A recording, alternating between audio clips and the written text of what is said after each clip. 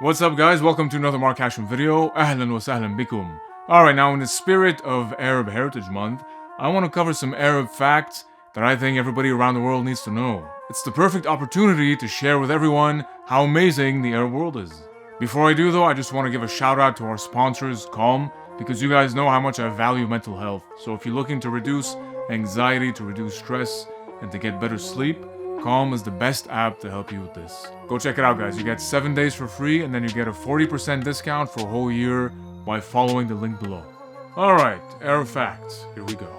Today the Arabic language, or Al-Arabiya, has over 300 million native speakers around the world and over 400 million total speakers, which makes this language the 5th most spoken language in the whole world, just after Spanish. It's also the official language of 22 countries who make up the Arab League. And it's one of the 6 official languages of the United Nations. Now, the Arabic language is part of the family of Semitic languages that include Hebrew, Aramaic. The Arabic word for I or me, ana in Arabic, is ana in Aramaic. So you see, they're all connected. Now, the Arabic language is usually divided into 2 or 3 categories. So we have the modern standard Arabic, which is the one you hear in the news. You have the classical Arabic of ancient texts in the Quran, although Arabs usually consider the modern and the classical one to be the same, the Fusha. And then you have the dialects based on different regions, like the Lebanese Arabic, which is the one that I grew up with, the Egyptian dialect also, the Palestinian dialect, and so on. For example, if you want to tell somebody to wait in standard Arabic, you'll say انتظر. In Lebanese, it's انطر. See the difference? In Egyptian, it's استنى. Alright, now for Arabs around the world, the country with the most people of Arab ancestry is Brazil.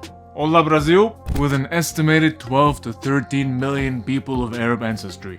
This is more than the whole population of Lebanon itself. Isso incrível. Followed by France, Indonesia, and Turkey with around 4 to 5 million, Argentina with around 4, and the US with 3.7 million.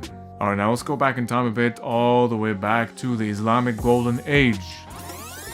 That's right, that's a very significant period for Arab and Islamic history, because that was a period of great economic, cultural, and scientific flourishing that dated between roughly the 8th to the 14th century, because of a high importance that was placed on education. So much so that the House of Wisdom was built in 825 in Iraq, in Baghdad, which seems to have been something of a great academic center and library. And during that time, scholars gathered knowledge from all around the world and translated it into Arabic. A lot of them scientific and philosophic texts from Greek. A lot of those scholars, by the way, were Christian scholars like Hunayn ibn Ishaq al-Ibadi, which really shows you that it was a period of great embrace of different cultures and religions and knowledge from all around the world. During that time, things like math, astronomy, and medicine flourished. For example, mathematician Muhammad ibn Musa al-Khwarizmi, although he was Persian, played a huge role in the development of algebra. He wrote an entire book in Arabic about algebra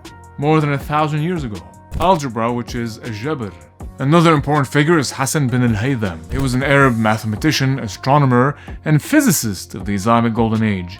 He's known as the father of modern optics, because he made significant contributions to the world of optics, especially with the book he wrote, Kitab al-Manadir, the Book of Optics, which was based on experimentation and the scientific method, before it was a thing later in Europe. His book, in fact, became a standard text on optics in Europe all the way to the Renaissance. Fantastic contribution from the Arab world. Many of them, by the way, were polymaths, like astronomer, medical doctor, physicist, poet. That's like a bodybuilder, doctor, poet, yoga master who speaks 5 languages. Today, Arabs come in different shapes and backgrounds. Dark skin, light skin, Muslim, Christian, Druze. In fact, languages like Spanish and Swahili are connected to the Arab language because of historical Arab presence in those regions. Take Alhambra and Andalusia, for example, in Spain, which come from Al-Hamra and Al-Andalus. Swahili from Arabic is Sawahil. You guys know the word Rafiki in Swahili. Rafiki from The Lion King, which means friend. It comes from Arabic Rafiki, my companion or my friend. So you guys can see how rich the Arab world is, and how unfortunately the media continues to portray a lot of Arabic things in a negative or shallow way. I read an interview with Egyptian actor Mina Masoud, who was talking about how difficult it was for Arab actors to get respectable roles in movies. He was saying one of his first roles was Al-Qaeda #2. I totally understand, Mina, but I'm optimistic.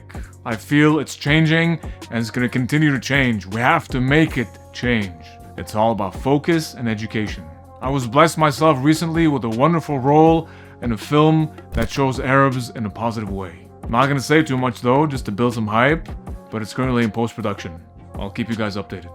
Now when it comes to education and portrayal, I'm just gonna reiterate that we need to stop this whole terrorist, evil, scary image of Arabs. Or that exotic, voyeur kind of fetishized look at the Arab world, which is really shallow, it's very outsider. Normalizing Arabic culture and identity. Showing Arabs as normal members of society. The more you do that, the more you overcome the fear of the unknown, because that's really what it's about. When you don't know, you're scared. That's why I do what I do. I believe to educate, you have to do it in a kind way.